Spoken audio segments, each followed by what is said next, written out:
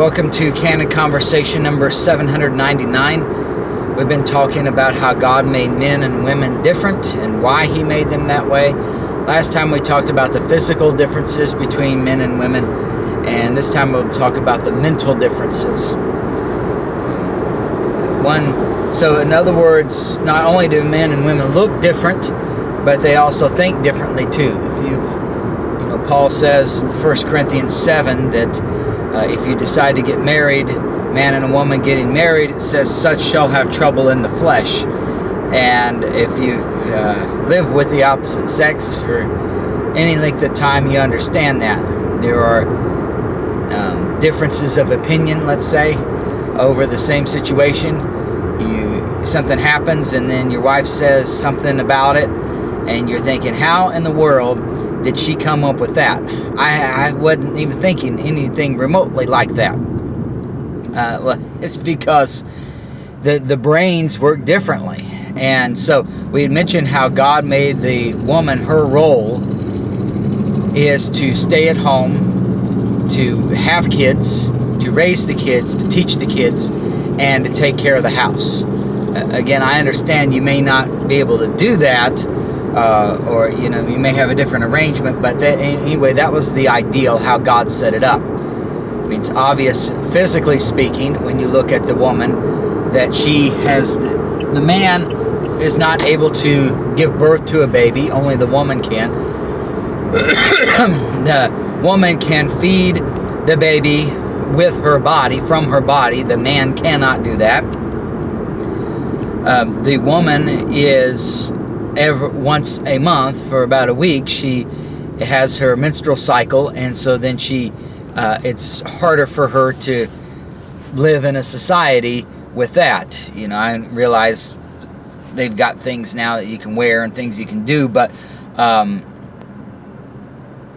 the way it's designed naturally is that it's a lot easier for the woman to then stay at home.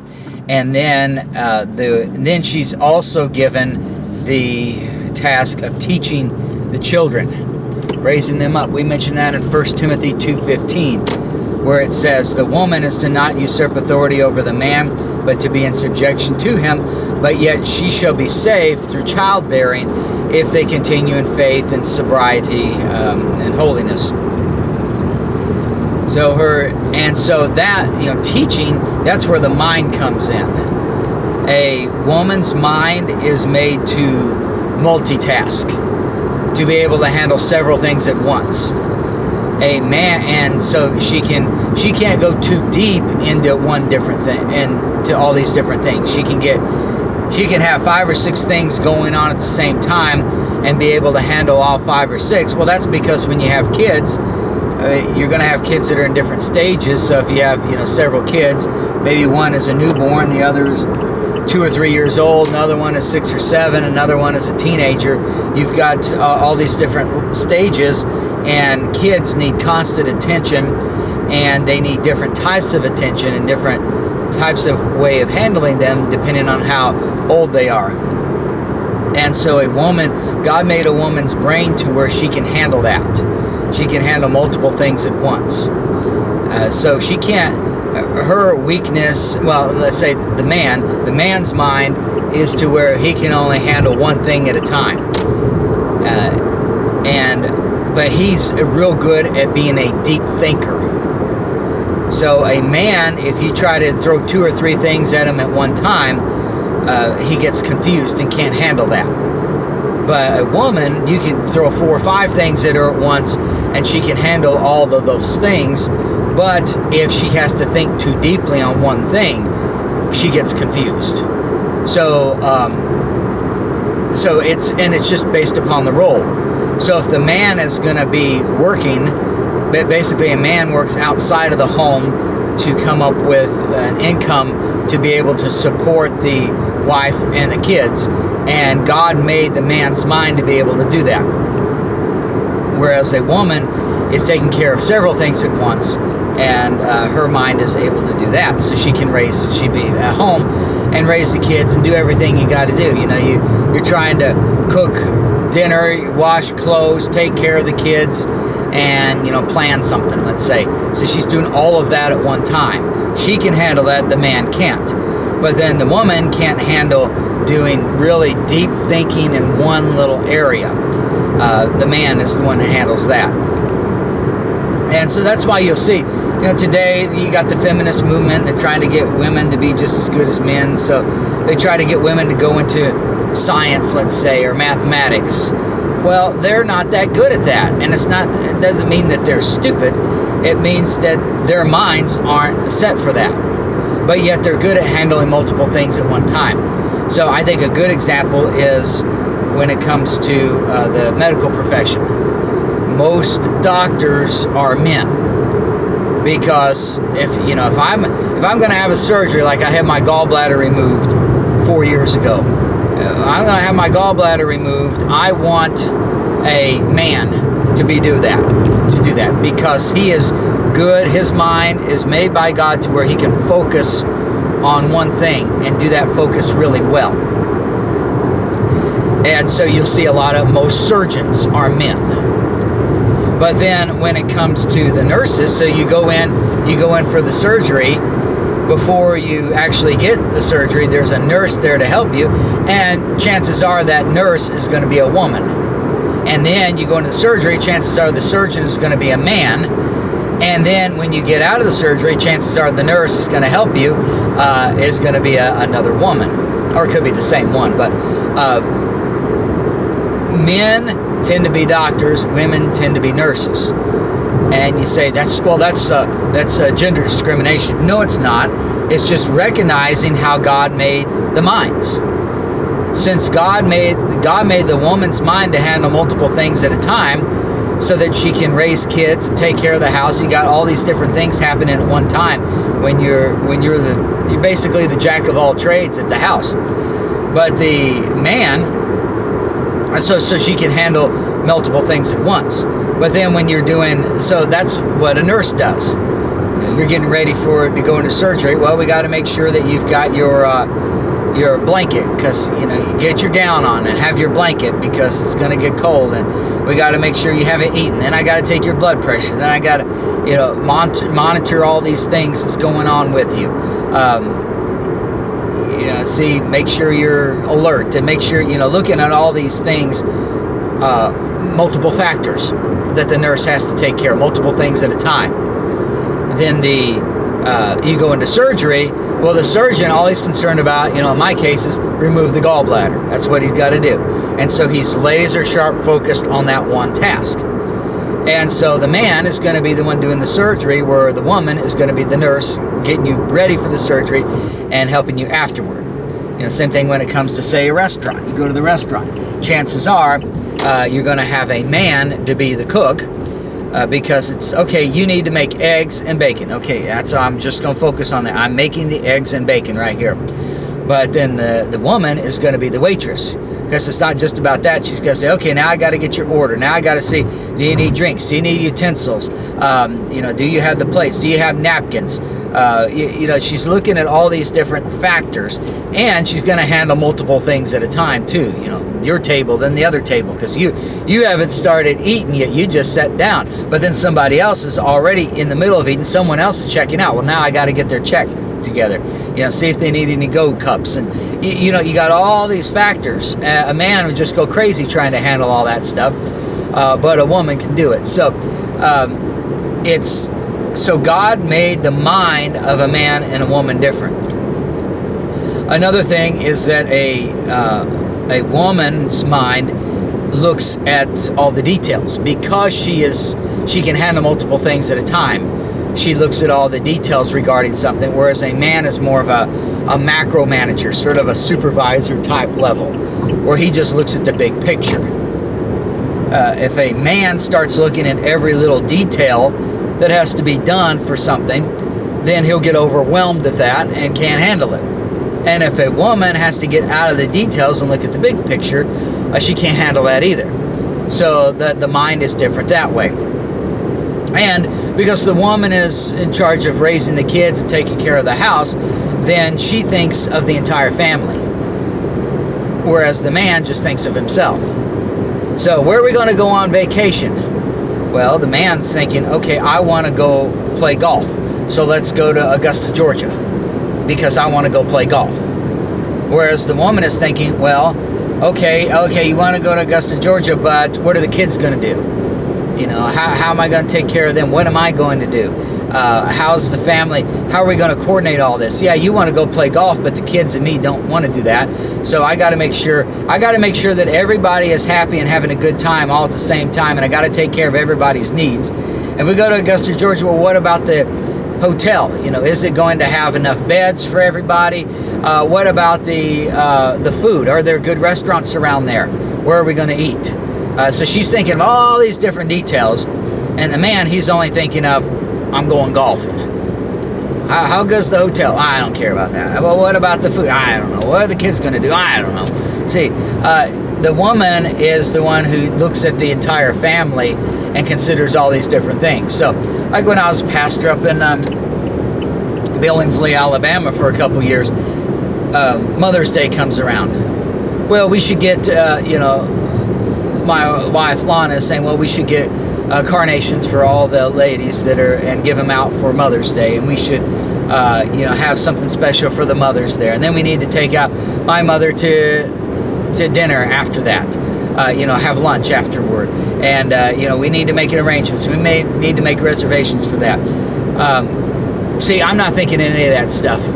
All I'm thinking of, it's a Sunday. What am I going to talk about at church? Get my notes ready and do that. Everything else, all the other details, well, we're going to have a potluck at church. We're going to give out carnations. What about Father's Day? We're going to give out pins. What are we going to do for fathers? They got to feel just as loved as the mothers. They're usually neglected. Like, I'm not thinking of that stuff. It's not that, well, I'm a man, so I'm going to take care of the fathers. It's just my mind doesn't go there. It's not that I'm neglecting them. A lot of times the women get mad at the men because you forgot my anniversary, or you didn't do anything special for it. It's just because the man's mind doesn't work that way. And so a lot of, when Paul says you're going to have trouble in the flesh when you're married, a lot of it can be eliminated just by understanding what's going on. My wife would be at home all day, and she'd have, 6 or 7 things she wants to tell me that went on, and talk about it and make decisions on things. And when I come home, I've got, say, the candid conversation that I recorded.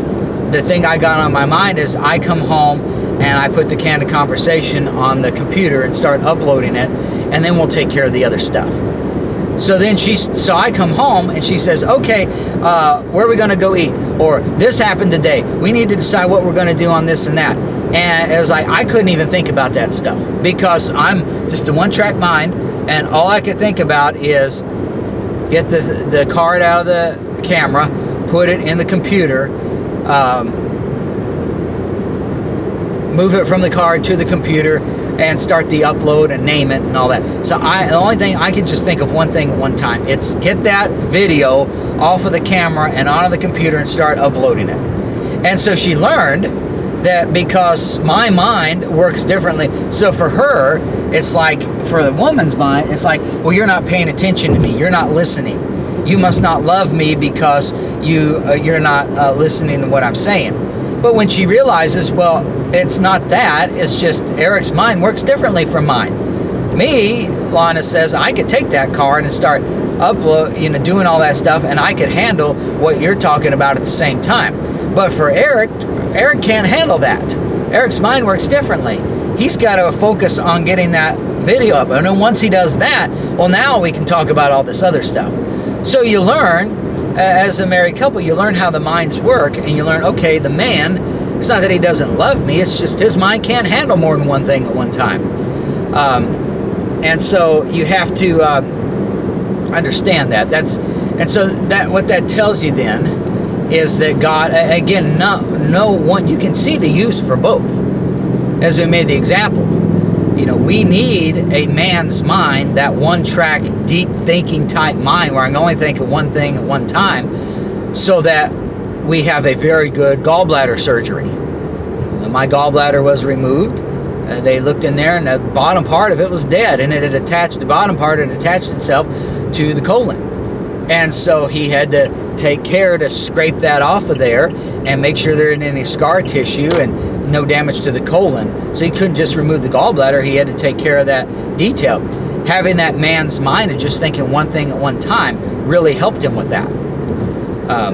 But then the nurses, they got to do all the things that man's a scalpel or, mirror or, scissors or whatever. And the nurse is there handling. So the nurse is handling 5 things at one time.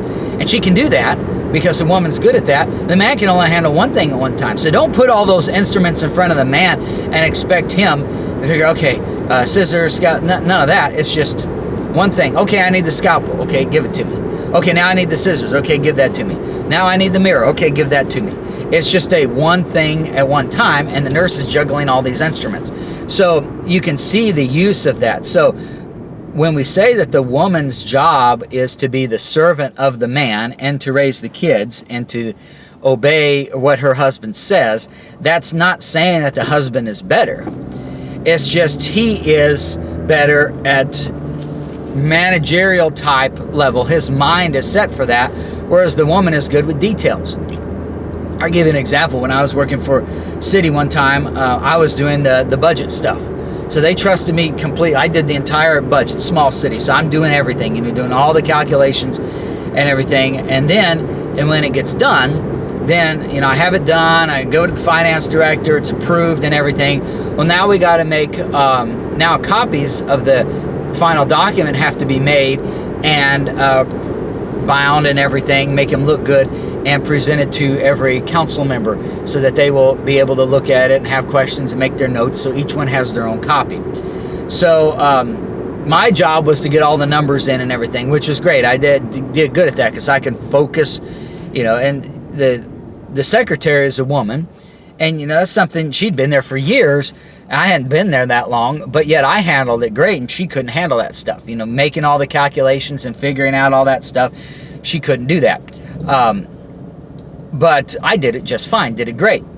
Well, then it's time to make the copies and to get them to the council meeting, but the problem is the secretary is out sick. So then I had to do it.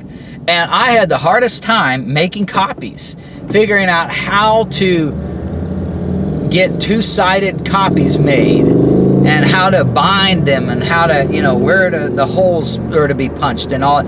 It was just the hardest thing for me. And you think, well, that's silly.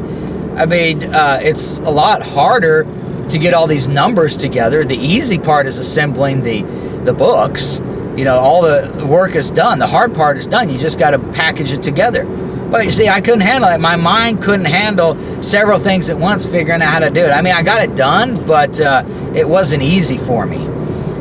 But yet the numbers and everything, that I had no problems with that.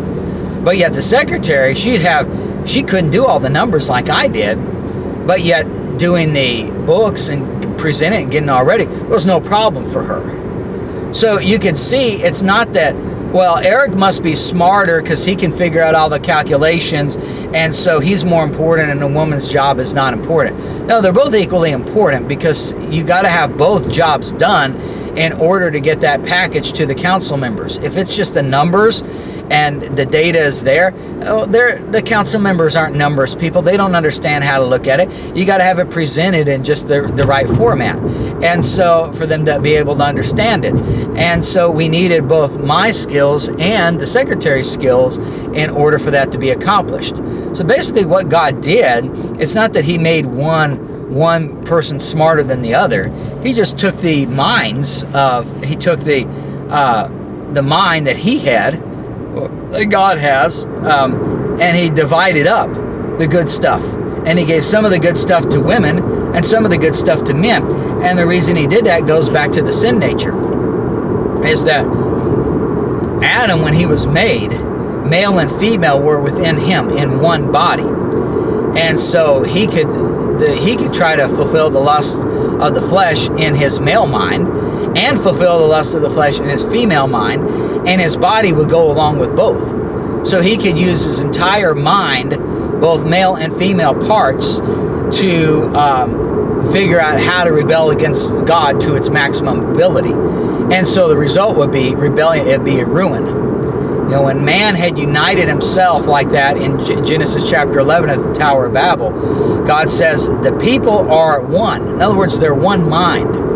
The male and the female attributes that are supposed to be separated in different flesh are now combined into one, and we'll talk about that next time. They're combined into one, and so now he says, I've got to separate them into nations and to create some divisions here.